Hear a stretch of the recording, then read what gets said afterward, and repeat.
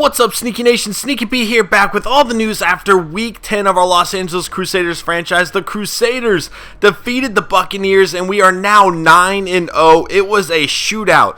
Most of our wins have been based on defense. This last game, though, our offense really stepped up. Derek Carr put some points up on the board, and we ended up getting a huge victory, moving to 9-0.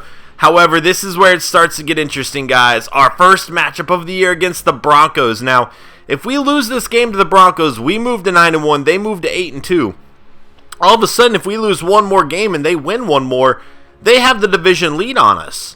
So it's going to be a very, very important matchup here. We are on the road. It's not going to be easy. They have a rookie, Chaz Jenkins, who has been killing it for the Broncos, doing an excellent job of replacing Peyton Manning as much as you can, as we've seen Andrew Luck do as well.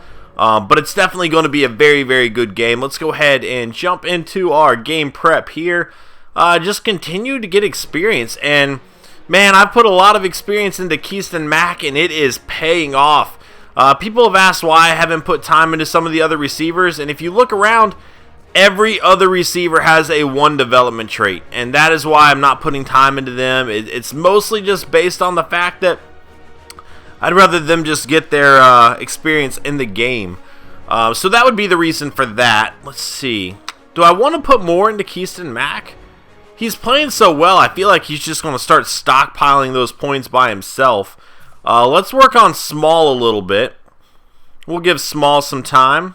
Again, he has that 5 development trait, and I like putting time into him. I know he's not playing a whole lot now, but similar, I did the same thing with Derek Carr in the first season. I kept him on the bench, but I was putting points into him and starting Schaub until his time came.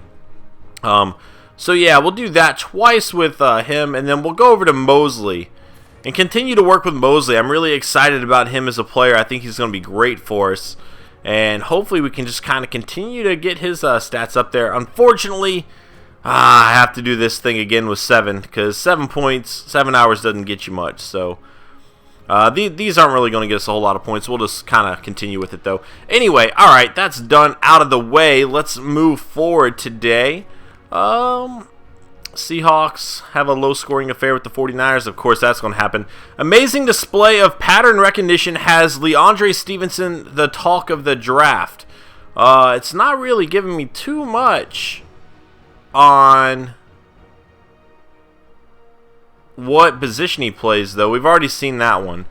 Deion Sanders still picking my jaw up from the floor after seeing the last Stevenson video. The kid's too good to be true. Interesting. It looks like, based on the number, I'm thinking maybe a running back. I'm guessing. I don't know. Of course, pattern recognition. I don't know. Could be defense. Who knows? Anyway, as you can see, we have the 8th best offense and the 3rd best defense. The Broncos have a really good defense, so we're going to have to keep an eye on that. And crazy enough, their offense isn't really all that great. We'll have to kind of see what that's about. Do we have Shelby Harris back? It might be one more week. Shelby Harris is out one more week, but Femi Francois has been doing a great job fitting in. We will fix the sliders a little bit. We'll adjust them. I told you guys we'd continue to play with them, and we are. Run blocking, we're going to lower this a little bit more, down to 40, and we will raise the computers up to 40. We'll see how that does. Everything else I feel pretty comfortable with right now. So we'll see what that does, and, again, we just kind of continue to adjust it. If that's too much in one direction, we'll fix it. So no worries there. Awards, weekly awards, let's see what we got. And Drew Brees, 32 of 41, 324 yards, 4 touchdowns. Joyner for the Rams, 9 tackles, 1 interception, 1 fumble forced, and 1 fumble recovered. Wow, he had a great game. Jace Richardson, we just saw him a few weeks ago. This is the 2nd year he's in the NFL, and he is a monster. 7 tackles, 1 interception, 1 fumble forced, and 1 fumble recovered. The guy's just insane. And Derek Carr, we have a player on the list. Is that our first time this season having a player? It might be. No, Derek Carr was also there, number 2. It's been since week 2. So despite our really good record, it's been since week 2. 25 of 36, 328 yards, 4 touchdowns, and 2 interceptions. Those 2 interceptions came early on in the game, and he really just kind of picked it up after that.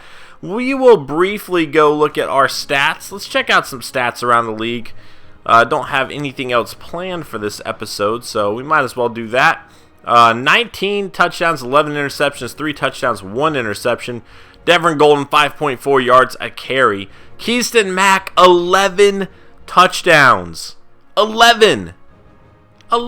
We've only played 9 games. The guy is just destroying it. And that is the biggest reason we are winning this year. It really is. Because last year we did not have a wide receiver threat that we could count on the way we can count on him.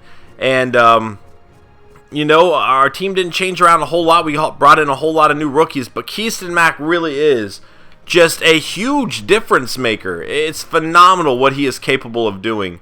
But I do want to check out some of the stats from around the league, just very briefly. I'm not going to go as into it as I usually do. I'm just going to kind of briefly scroll through. We'll see what they say.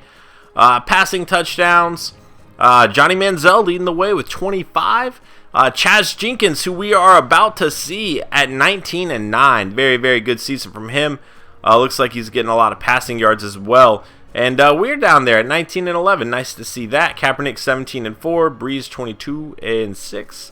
Rushing the ball, we are leading this category. Granted, we have a lot more carries than anybody else. Maybe I'll go try to fix that slider as well in this episode, because I really kind of do want to get everybody else more involved. In terms of yards of carry, Adrian Peterson leading the way. Derek Carr actually second. That's kind of funny. Only 1 rush for him. Shady McCoy, DeMarco Murray also above Devin Golden, and Kaysen Dobbs again. You know, it's a limited sample, but it's kind of cool to see him up on that list. Teammates with Keyston Mack in college. That's ridiculous. Of course, half that draft class all went to Michigan State. Adrian Peterson, 11 touchdowns, 9 for Murray, or 10 for Murray, 9 for Giovanni Bernard.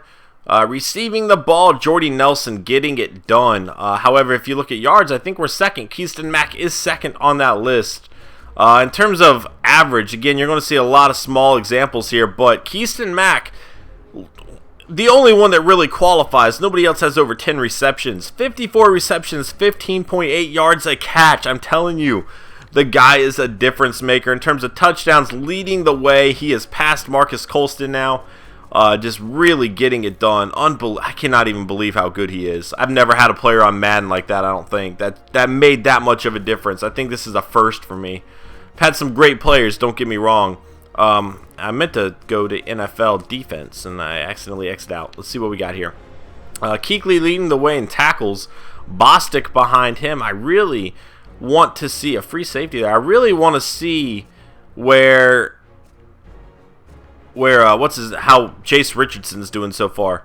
5 interceptions for a middle linebacker. He does not have a sack, though. That's kind of interesting. I would have expected some sacks. I mean, he's a middle linebacker. They necessarily don't rush all that often. Browner with 8 interceptions. He got 1 of them against us that I'm still a little weary about. I don't know. I think he was out of bounds. Casey Hayward with 8. 6 for Amukamara. And then, of course, you know, he's the only middle linebacker that's going to appear anywhere close to the top of that list. That's just phenomenal. Fumbles forced. 3 for Brandon Spikes, leading that category. 2 for Houston and Reyes in terms of recovering. Any blocks? Nope. Safeties? Nope. Touchdowns? We got quite a few. We'll just check out the top 2 here. We'll scroll down briefly, I suppose, kind of check out the rest. There you have it. And again, we'll go look at this running back slider really fast. I think it's under Team Roadmap, which I remember thinking was weird, so that must be it. Auto sub, it is. Okay. Let's go ahead and raise this number up to 90 and 85. We'll see if that works. We'll see how that does. We'll see if that gets us any more. Saved that there. Okay, and that is going to be it for this episode, guys. Thank you so much for watching. I hope you enjoyed, and let's see if we can continue this winning streak. You know, this is going to be our biggest test yet of the season, going up against the Broncos. So, well, I don't know, maybe the Patriots were. Who knows? Anyway, I'll see you guys then in Week 11 as we take on the Broncos. Later.